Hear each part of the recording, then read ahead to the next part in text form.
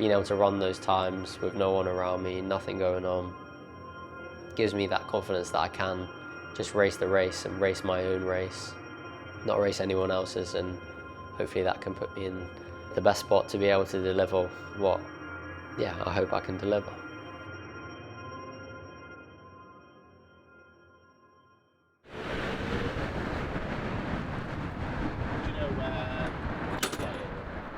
Just run to the point where it's fast enough to see something in the distance. Yeah, so Friday was my last prep session into the marathon, so nothing too crazy, but I think it's important, especially when you arrive in an environment, just have that final prep session. It's a mental switch on. It allows you to get physiologically ready and just be in the space where you're feeling ready to race and excited for it. What a best! Having Adam and Liv made a massive difference, to be honest. To have Adam, to be somebody who can give me advice and be a sounding board, when you have those moments of doubt or you need just a little bit of advice, it's really, really powerful. And to have Liv here, just to be that kind of home comfort and somebody who I can lean on in tough moments, but also completely deassociate from me from being at a race environment and watch a film or play a game or do something silly or make a TikTok or whatever it is. Just to be able to have those moments where you switch off just is really, really nice in a moment where there's so much noise around you. Well, you got a hot girl playlist. What have I got? I haven't actually made it myself. Spice Girls, Sugar Babes, girly pop bangers. 19 hours long. Don't get this on camera. It was wonky before. If you end up with 58, 59, that's with a tailwind, that's fine. Yeah. Probably. So Do you need anything else from the back? No. So session today, I'm going to go a mile at marathon pace or marathon feel. It's a little bit blustery, so there might be some bits quicker, some bits slower, but it's for Alex's feel. Then 6 by a minute, which we'll just do off a minute recovery there at 10k pace. And then another mile at marathon pace, just to both tune it in, get the legs moving and give something with just a little bit of an extended block to get everything going. I think it's actually better if I ride behind you because then you've got manoeuvrability when people step out. Yeah.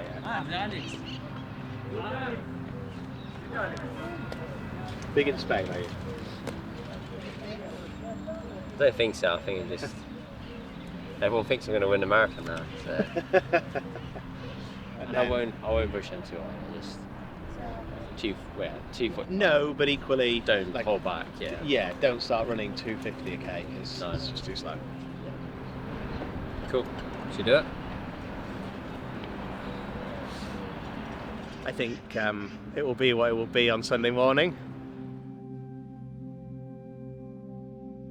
We're able to kind of manufacture this environment in this kind of crazy place to be able to have 2 people who mean so much to me there. I was able to feel at peace and really enjoy myself as well. And I think whenever you're enjoying something, you're able to just get the best out of yourself.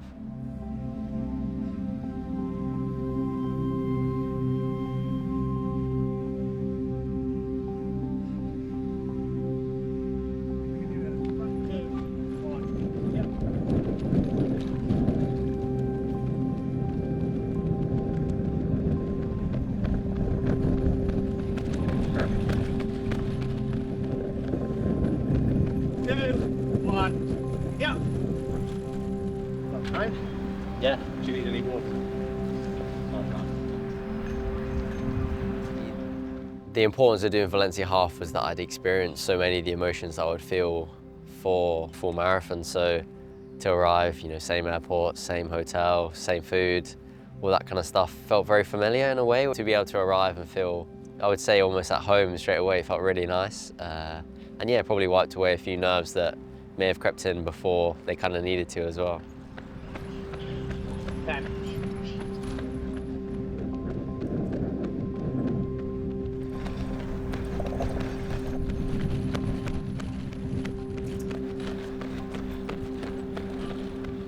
So that's probably not too bad anyway. It's just there for a bit of feel, a bit of turnover. Yeah, I reckon I could have run 2:45 for the same. Yeah. For less effort. They're often more at this point, those 10k bits, because it's something that just before marathon day drags you out of that like slower feel. Because kids, this is not how to tie your shoelaces. So do as I say, not as I do. Vamos! Sit. Your legs are precious. Wow, you are flying, mate. Good luck to you. Good luck. Thank you. Take care. And really great content on YouTube. You are making my life on indoor trainer better. Cheers.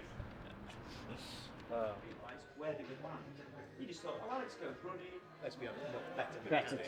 Beautiful shot, running. Yeah. You did at the start a lot. So, I mean, have you got a goal pace in mind?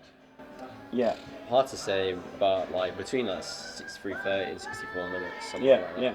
I think over talk pace is like around the half and stuff like that. So I don't want to like overthink it and just kind of race it a little bit. If that makes sense. Just get yourself out there and position yourself. Yeah, Yeah, exactly. You're not going to be running on your own.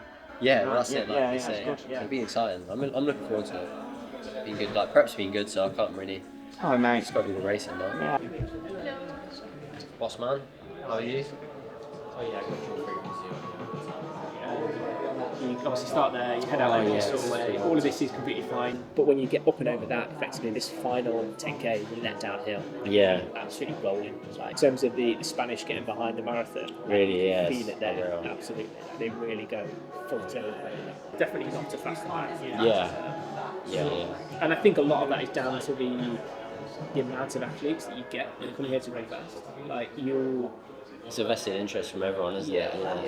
you see a lot of bodies when you get to 35k and onwards. You just want to put people on the right side of it. yeah, you will. It's a pretty magical finish, isn't it? It's like yeah. scenic. So How's your body feeling now in comparison to 3 days out from London? I think both times you always want the table to feel better than it does, but I think that's kind of a good place to be because you don't want to feel like perfect now. So I think alright. You want to be itching. Yeah, you want to be be on that start line. Yeah. So this was building into London. Yeah. So what's quite interesting when you look at this over a longer period of time is you can see the ebbs and flows. Mm-hmm. So although you suppose slightly fitter than London, it also takes into account the fact that you're training at a much harder, faster rate, so your body's more acclimatized to it effectively. So yeah, even though your growth hasn't been as much, it basically means like you're becoming more efficient at operating at higher volumes. Higher No, it makes intensities, sense. as it were. Beginning of November, beginning of November, your peak week effectively. Yeah. You've done something crazy like 20 hours of It's just over cycling and run. It was like 10 hours on the bike and then 11 and a half running or something, so it's like a decent week. So hopefully that bodes well, we'll see. Yeah. And you feel better for it? Yeah, I feel good. Like, I definitely felt like I pushed on after the half, if that makes sense, with some of the sessions. So, yeah, I didn't think I'd be able to run as far as I could in a week and be able to soak up that load alongside doing some swimming and biking as well and keep that quality. So, yeah, to be able to push the envelope in different disciplines for me has been really useful, and to see some of the physiological outcomes from that has been quite exciting, and hopefully that means there's some new limits to find within running off the bike and stuff like that. So, and have you most of all have you enjoyed it? Yeah, no, I think that's another big thing is mentally I feel Refreshed. like I'm just pushing towards something still, and I think that may have been the case this year with triathlon. I may have found that 25, 26, but I'm sure after a few years that may have petered off. So to be able to reset like that, I think is kept it good.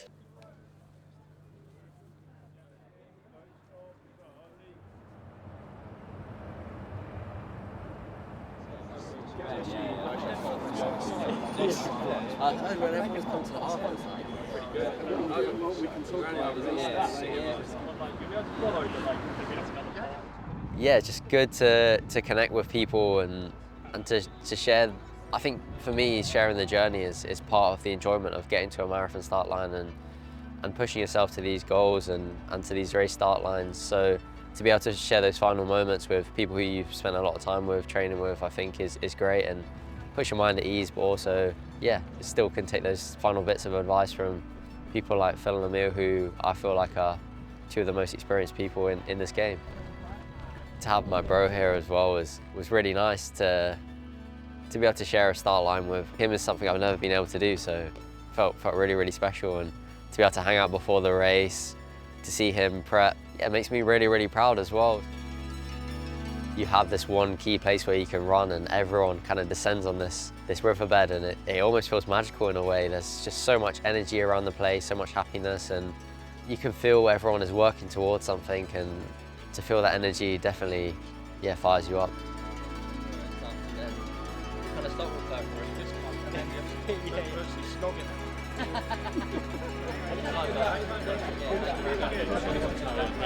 Very thankfully joined by Olympic champion. For me, I'm always very committed to the race and what I feel like is the way I can get the best out of myself for a race. But I think at the same time, it's important to acknowledge that there are 35,000 stories on this start line, and I'm just one of them. And if I can influence a few of those by being able to go to these events, then I'm more than happy to do it, and really excited to do it. And yeah, to hear so many people's different stories, different goals, different journeys to the start line does inspire you in a way, and give you that maybe something extra that you realise when you stand on that start line with 10 seconds to go, you're one of 35,000 people who are about to embark on this journey together.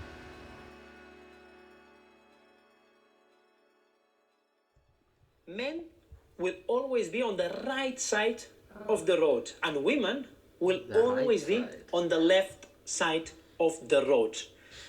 Go there. So if your table is table, I don't know, like 35, don't start going to the tables when you are seeing the table number 1.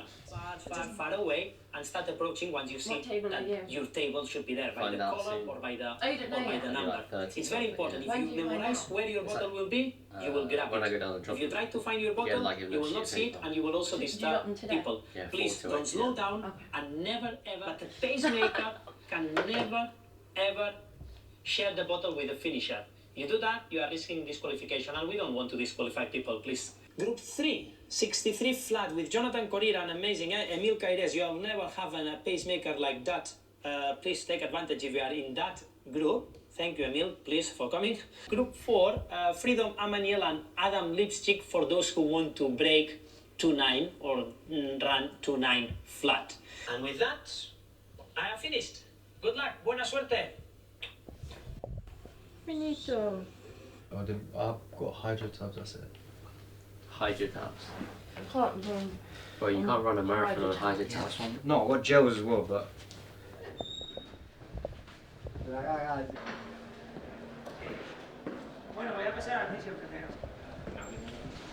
Can I pick up my dip? Yeah. You have to be there. Okay. Oh yeah. Thank you very much. Yes, please. Perfect. Thank you very much. You're welcome. You can more. Perfect. Thank you. Thank you. Is it like a social kind of like walk around? For 10 and 20k, I might get into. Exactly. So, but you want to also, we will explain to you. The first 25 people, they'll have it one table, one bottle. After that, we have many tables with 4 bottles per table. Just like this. You just have to pay attention. Once you start seeing like red or yellow, you pay attention. Can I take a picture of this? And then on that table, there will be 4 bottles. The second one will be yours. You'll take one paper of this. You don't need to take a picture. Perfect. When Adam is giving you the bottle, it will be after all these tables. Yes. There is 20 meters empty, and then general water. It's on those 20 meters empty. Okay. So, and then you'll find him there probably alone or maybe with one other person. So So there's only one or two others that are... No, we don't have many people perfect. giving by hand. Yes. Brilliant. You have a Vamos Valencia. my only word. See you.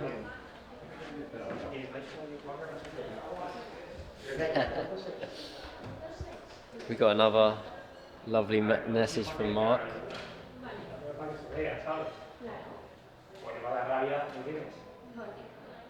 Career for greatness. Let's see what happens. With all the other races, I've talked about kind of overthinking paces and what I wanted to go out at and be really strict to myself, and this race I really wanted to race, and Adam and I had talked about kind of racing a marathon and what that looks like, and for me the prospect of that was really, really scary, and I knew that there was two groups that I would potentially be between. There was a 63-minute group and then a 64:30 group. Father, you go. Emil, you are a pacemaker and you are late, eh? Sorry. Third group, Jonathan and Emil. Yes. Thank you. 2:58:30. Yes, you have a lot of people on that group, so who want to be on 2:6 flat. Who knows if people will even sprint a bit later. Similar to what I said on the mixing groups between 1 and 2. Also, yes, pay attention that in the first kilometers people recognize that you are group 3. So also pacemakers, you can talk to each other. So I mean, you know who is your partner in pacing and who is the group ahead of you. If you pass the bus after 33, Emil, that means just you can continue jogging until the finish line and sprint field. So just.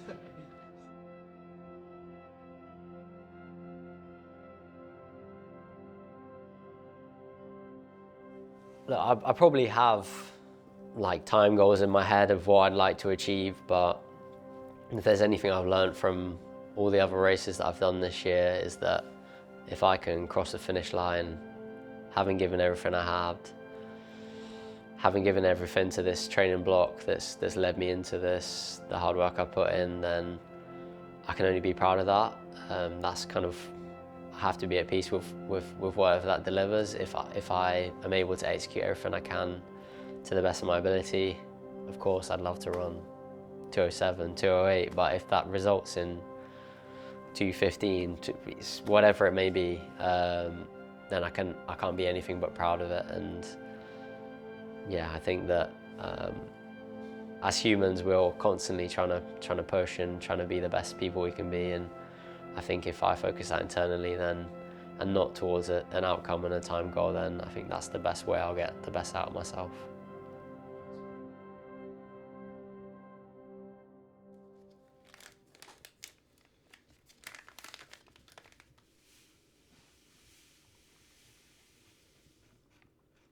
So I have 2 sets of bottles.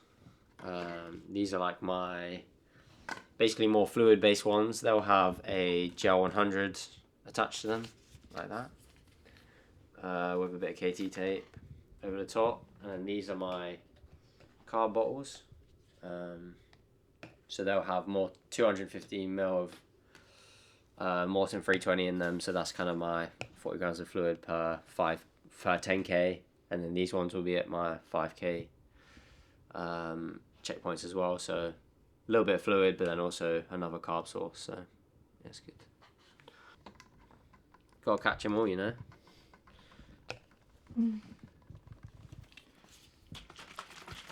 Squirtle. Did you put the No, one Squirtle's on on. all 4 of them? Oh no. Well, this relies very heavily on both boys doing exactly what they say they do. Big plans. If they don't, we're going to be fuming because it messes up. Or we've even got, look, 9:09. That's how precise we are here. But this is the order of seeing people. But I might have to skip out Alex at 41k because Joseph becomes the priority at 30k then. Fair enough.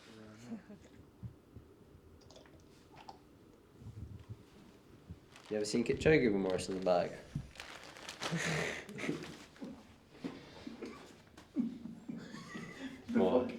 He's more of like a, don't know,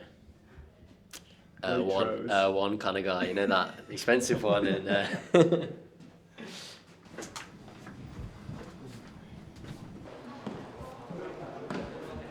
You write down your number and then the refreshment station. Perfect. Thank you.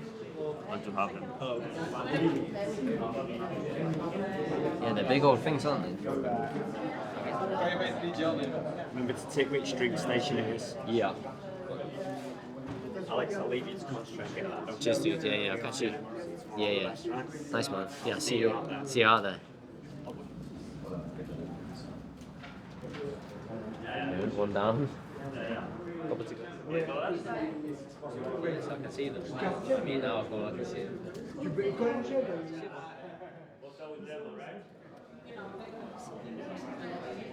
Thank you. Yes. Thank you. I think it's excitement, to be honest. It's nerves, it's so many different emotions, but I think marathon race day always feels like if you can get to that start line, a real celebration of the hard work that you put in throughout, and it's something which it's hard to sleep before, definitely, because you are so excited to see what can happen and to be proud of the work that you put in and the journey that you've been on, I guess.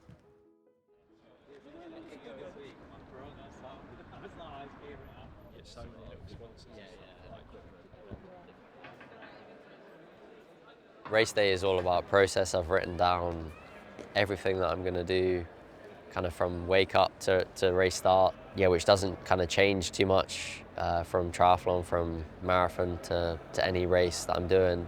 Throughout that all, I'm just trying to stay smooth and try and stay in my moment and what I'm doing. There's so much going on around you, so for me that was the really key thing. We all warmed up around this kind of 2-3 minute loop around this underground car park, which felt very, very bizarre to have all these people here.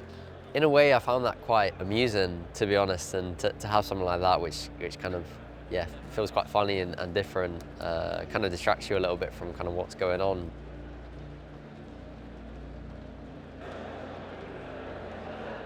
The important thing for me is my way is my way. It's not anyone else's way. It's not the best person in the world's way. It's not the best marathoner. It's not the best cyclist. It's not the best swimmer. It's my way. It's true to me and what I want to do. And of course, you feel challenged by that when you see hundreds of elite athletes warming up. But in my heart of hearts, I know what's the best practice for me. And sometimes that can be hard to stick to that. But for me, I trust myself and trust those moments that I am doing the right thing and doing the best thing for me. Whether that was an Olympic Games start line or Valencia Marathon start line, I've always trusted that. It's not about outcome, it's about how I express myself, it's about how I race, it's about trying to push on my physiology, and that doesn't always result in an outcome, and the outcome is not the important thing, it's how you express yourself and how you push yourself to be the best person you can be on that day, and it's always about you, it's never about other people.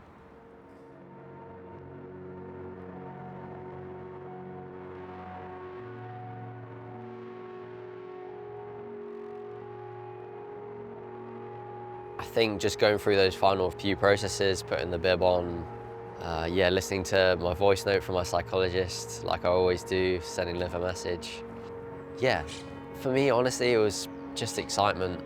That moment where you realise that you've kind of made it. You've made it to this start line. There's been so much investment to that moment, and you are able to kind of celebrate that and express that in the way that you've wanted to throughout this whole training block. And that anticipation that, you may be on the edge of something is, I think, almost one of the most exciting feelings that you can have anyway.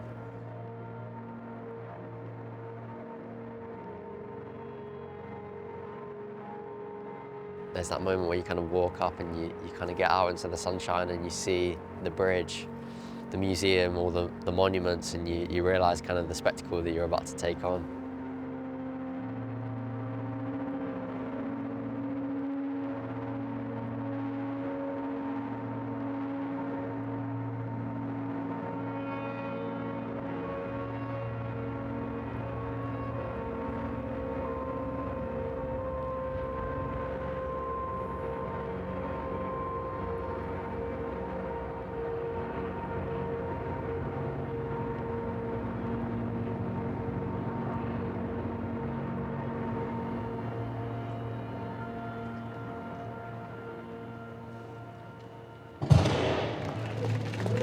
The race gun goes off, and I think the first 1K to a mile is always a little bit chaotic. People haven't really formed their groups and everyone is kind of just running their own race for that first few minutes, and then you can quite quickly see these distinct groups form, and I was probably just in front of the fourth group, which was the 64:30 group, and probably about 15 to 20 meters behind the 63 group. And I made a decision that I was going to run across the gap. I just really take a chance on myself, and that all comes down to that kind of goal to race a marathon and to make those racing decisions in race and without fear of consequence. And for me, I made that decision that I was going to back myself in this race and really take a chance. And I think the confidence that I found from running across that gap really snowballed throughout the race and meant that I did believe in myself, I did back myself.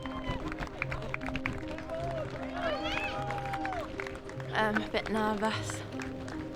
Yeah, I think once we've seen him a few times then I'll feel a bit better.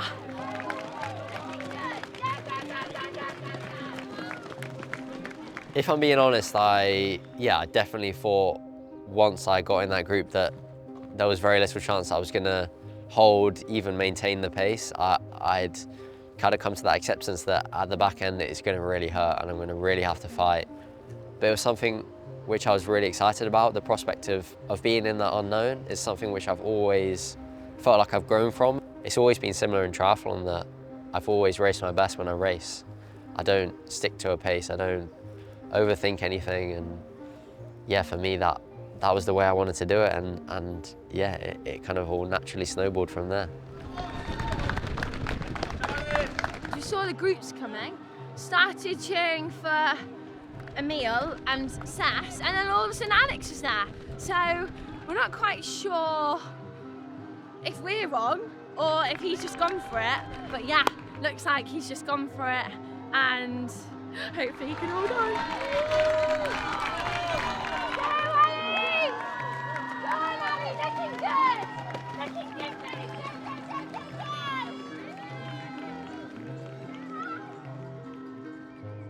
To be able to feel the atmosphere of the crowd, probably the most I'd ever felt it. Wherever you were, there was always noise. In some places there was 2-3 deep, which was really, really special. And as I was going, I felt really smooth within the group. Emil was our pacemaker, and he did an amazing, amazing job at really maintaining the pace and held on all the way to 36K, which is kind of unheard of in a way. Yeah, I just kept K on K on K, just feeling more and more confident in myself, and yeah, just believing that I could do this. And of course my legs started to get worse, and of course they started to degrade, but as the Ks kind of ticked off, I just started to believe in myself more and more, and to hear Adam on the course, to hear Liv on the course, to hear Hendo, just gave me that constant check-in to be able to check in with myself and think, yeah, I am okay, I'm able to do this. And throughout I caught myself smiling, I caught myself having these little grins because I was just having so much fun and being able to enjoy myself. And I think that's racing at its purest, and me at my best is I'm able to have those moments where I'm like, I'm having so much fun right now, and this is absolutely mad. I think that was the point where I knew I was, yeah, maybe on for something special.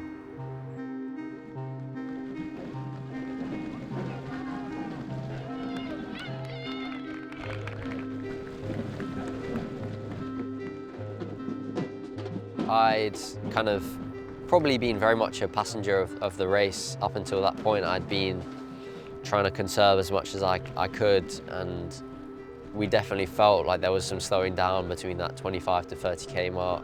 Emil had slightly gone off in front, and for me that was my way of showing that I was willing to do some work, but also, yeah, seeing if any other guys were willing to kind of push on and see if we could keep this pace high. And I think at that 30K mark you can kind of go one of two ways.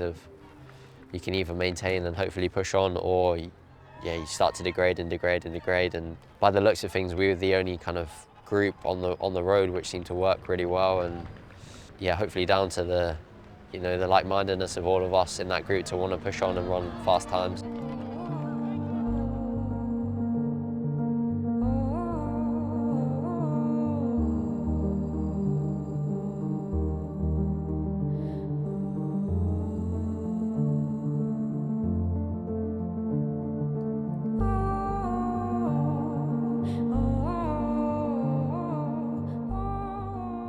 When I hit 30K, I felt positive, but I also acknowledged this is where the race started, so I wanted to be in a good place when it came to 35K, 36K. Everyone had talked about that being the point where you can really, you have this net downhill, which you've kind of worked, you've worked slightly uphill to get. But yeah, K on K, I just kept compartmentalizing them to just 1K at a time, 1K at a time. There were some super long straights which I identified from my recce. Each time I got to one of them, I made sure I had those personal check-ins where I was checking in on myself, making sure I was okay, making sure I was present, making the best decision for myself and what I could do. Of course, I was getting more tired. My legs are screaming at me, but yeah, that excitement of being on the precipice of something really special kept pushing me on and pushing me on. And with the amazing group that I had, to have a meal there till 36K, to be able to do such a big brunt of that work as well, I think kind of perfect storm, I guess.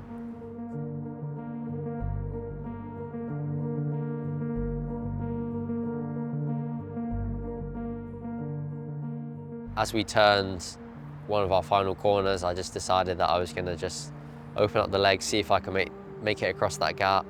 It just felt like a real natural race from that point, of all of us kind of trading blows, I guess, in a way, and just, yeah, it's staying fast and us pushing, all with, I guess, a little bit of a time in mind, but also wanting to kind of race each other. And with about 700-800 meters to go, I'd taken my last bottle at 40K, and I just decided I'm just going to go for it, and I don't really care if people come past me. I'm just going to give it 100% of what I have to this finish line and just commit to it, and whatever happens, happens, but I know this is the best outcome I can achieve for myself.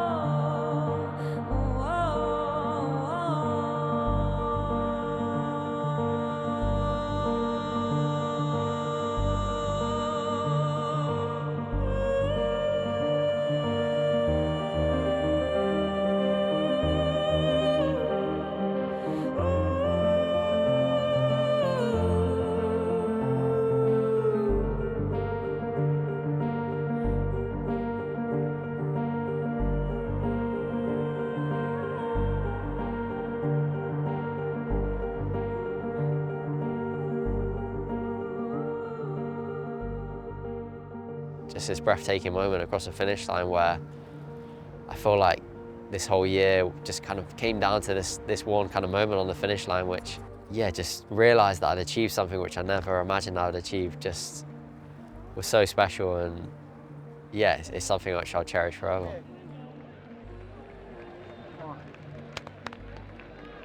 You okay? Yeah. Yeah, so you should be. Second fastest Britain. Oh mate, it's unbelievable.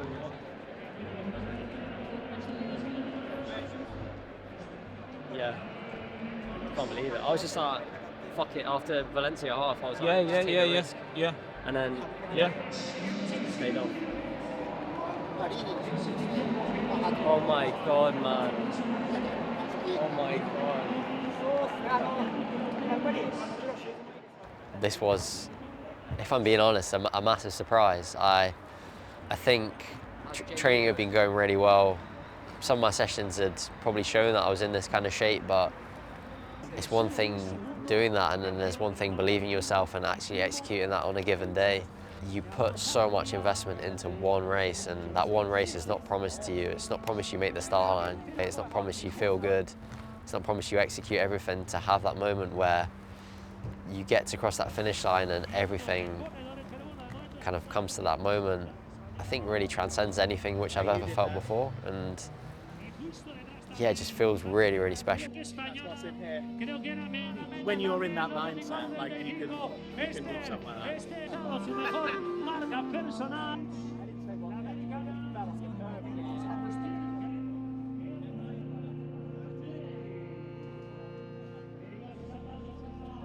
My mum said it's the first time my dad's cried since my sister was born, so very bizarre moments where you realise, yeah, how much it means to family, how much it means to everyone, that I'm able to inspire people and to excite people in that way. And for me, that's almost as much what it's about, is making Liv proud, it's making my family proud, it's making, you know, people around the world proud, inspiring people to take a chance on themselves and to believe that they can do hard things as well, and it makes it all worthwhile. Kept us in the game for sure. There were some tough points, but it was good.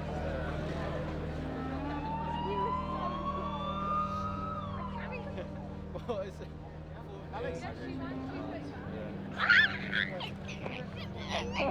the hell? That was so good. I can't believe it. Every time you came past me, you just looked like you. In terms of achieving something which, in the back of my mind, I maybe thought I could achieve, but never in a million years believed I would, manifest and actually do. I think, just transcends things in a very different way of personally feeling like I can do something and I can do hard things and I can achieve something. So in a way, I guess the Olympics had maybe shown potential to do that, but to be able to show that, I guess, it is so special, and it's still hard to put into words, I guess.